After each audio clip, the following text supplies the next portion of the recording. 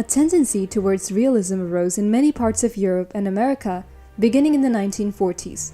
Realism is a literary and artistic movement that seeks to represent life as it is, focusing on ordinary characters and situations, and social conditions without romanticization or exaggeration.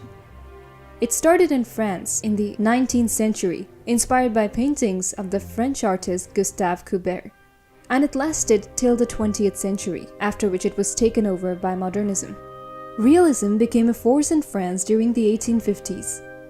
Edmond Duranty began a journal called Realism in 1856, in which realism was equated with truthfulness, sincerity, and the modern.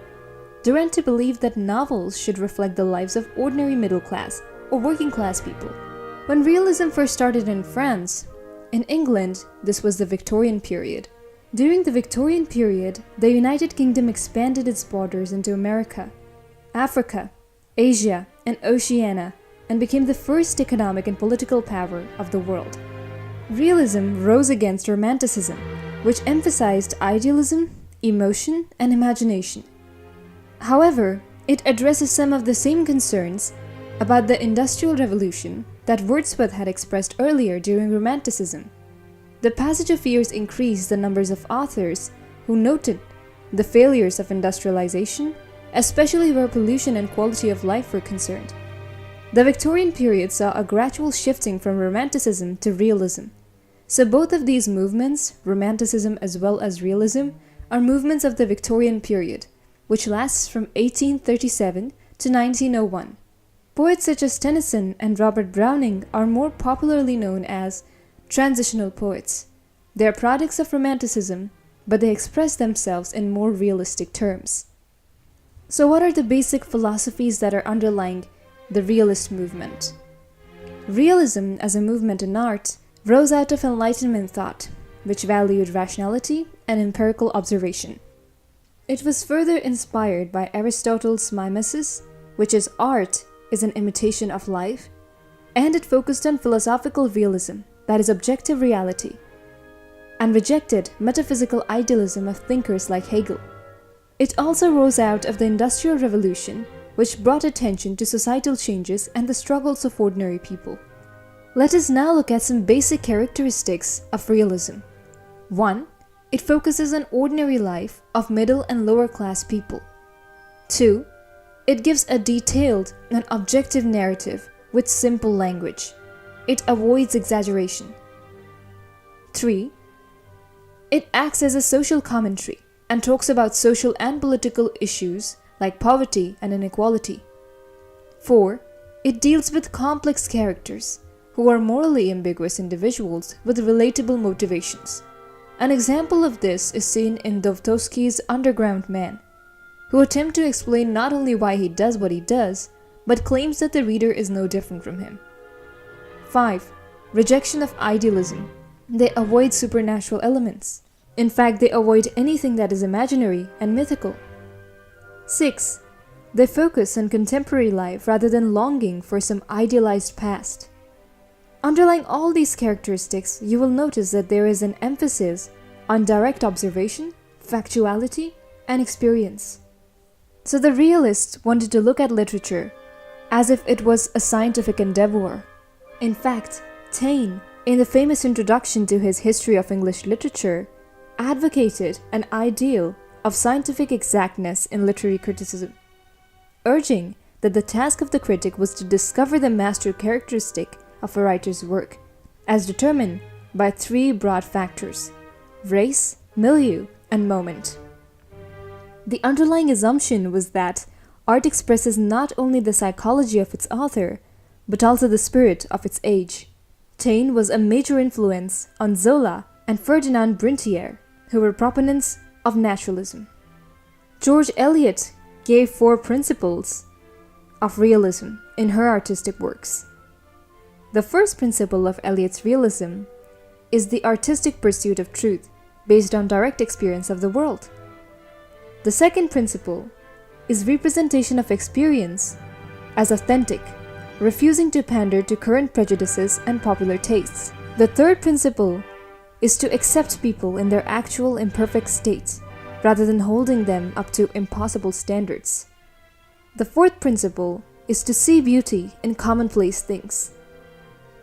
Hence, Eliot cleverly presents her realism not merely as pertaining to literary technique, but as encompassing an entire way of looking at the world.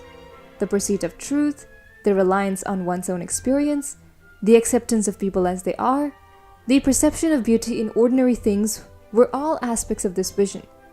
And these are all underlain by a religious disposition which itself is humane and based on human sympathy rather than endless doctrine and unrealistic ideals.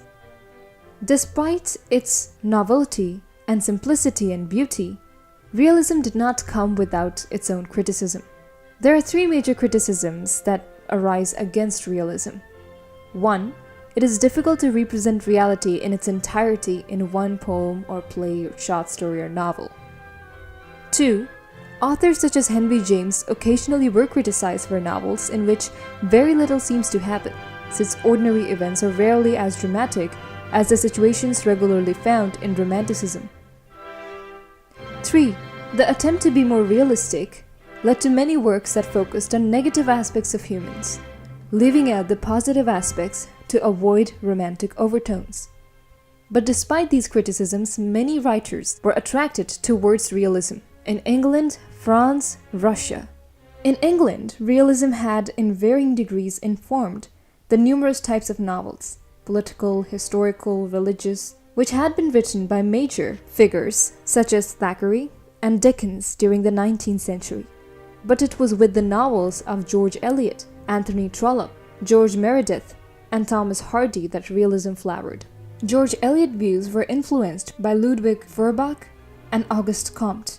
I talk more about their philosophies in this lecture. Writers that were influenced by realism in other countries were the Russian Fyodor Dostoevsky, Leo Tolstoy, and Nikolai Gogol, and French writers such as Gustave Flaubert, Honoré de Balzac, and Victor Hugo. In the late 19th century, the idea of realism expanded further and evolved into a newer form of realism known as naturalism. Naturalism is an extension of realism that incorporates scientific principles, particularly those of biology, sociology, and determinism, to portray human behavior as shaped by the environment and heredity. Naturalism was criticized for being even more focused on the negative aspects of life than regular realism. Naturalism was the ancient term for the physical sciences, or the study of nature. Modern naturalism drew heavily on the principles of causality, determinism, explanation, and experimentation.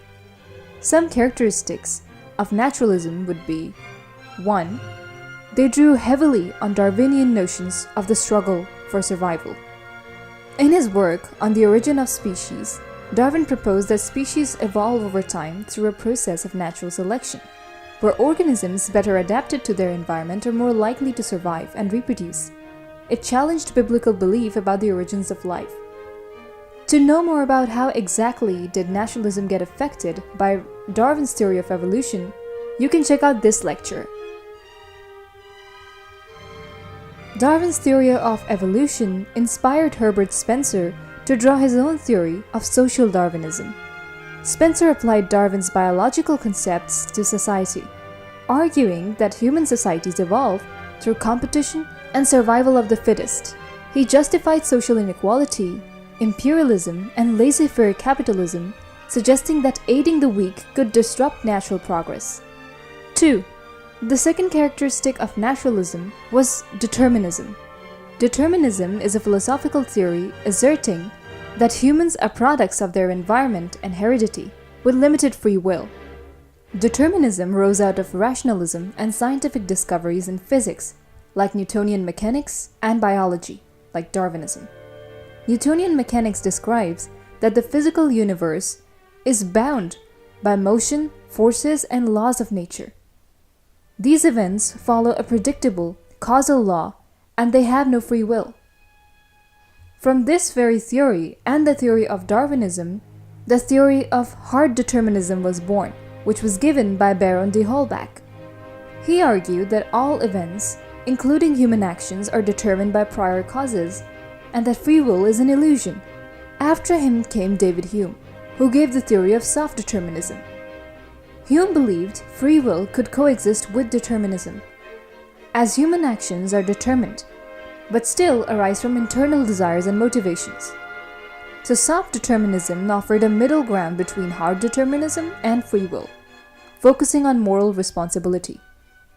3. Naturalists believed that literature should follow the principles of science and scientific discoveries. It was a more extreme form of realism because it extended realism's scientific basis still further to encompass extremely detailed methods of description. 4. They emphasized on the principle of causality, that all actions and events are arising from specific causes. 5. They focused upon hereditary psychological components of their characters, experimenting with the connections between human psychology and external environment and how the external environment affects human psychology. Some important naturalist writers would be Emile Zola, Arno Holz, Heinrich, and Julius Hart. The naturalist movement arising in the 1880s was through the influence of Zola. Thomas Hardy was the English counterpart of Emile Zola, and Henrik Ibsen was the Norwegian counterpart of Emile Zola. Zola was the leading figure of French naturalism. His essay, The Experimental Novel, attempted a justification of his own novelistic practice, and it became the seminal manifesto of naturalism. In it, Zola argues for a literature governed by an experimental or scientific method. According to Zola, the major principle of science is the belief in absolute determinism. There is no phenomena, no occurrence in nature which does not have a determining cause or complex of causes. Zola situates literature within the general context of scientific advance. The experimental novel is a consequence of the scientific evolution of the century. It substitutes for the study of abstract and metaphysical man, the study of natural man, governed by physical or chemical laws, and modified by the influences of his surroundings. It is in one word the literature of our scientific age, as the classical and romantic literature corresponded to a scholastic and theological age. Hence, the experimental novel must consider man in both social and psychological aspects, taking account of heredity and social conditions. But his views were not just strictly isolated towards science. In fact, notwithstanding his scienticism, Zola attempts to redeem the moral function of literature. He sees science as progressing towards a state where humanity will be in control of life and be able to direct nature, ultimately towards a moral purpose. But there was one person who stood against it. It was the American Henry James. In his essay, The Art of Fiction, James is concerned, firstly, to establish the novel as a serious art form, and secondly, he denies that rules can be somehow prescribed for fiction. James' central claim is that the novel must be free from moral and educational requirements and constraints. He insists that the only reason for the existence of a novel is that it does attempt to represent life. As a picture is reality, the novel is history. A novel produces the illusion of life. James suggests that novel is a direct impression of life. He believed that the enterprise of realism is vastly complex. The writer should indeed possess a sense of reality, but reality has a myriad forms and cannot be encompassed within some formula. Like reality, experience is a complex concept. Experience is never limited, and it is never complete. It is an immense sensibility, a kind of huge spider web of the finest silken threads suspended in the chamber of consciousness.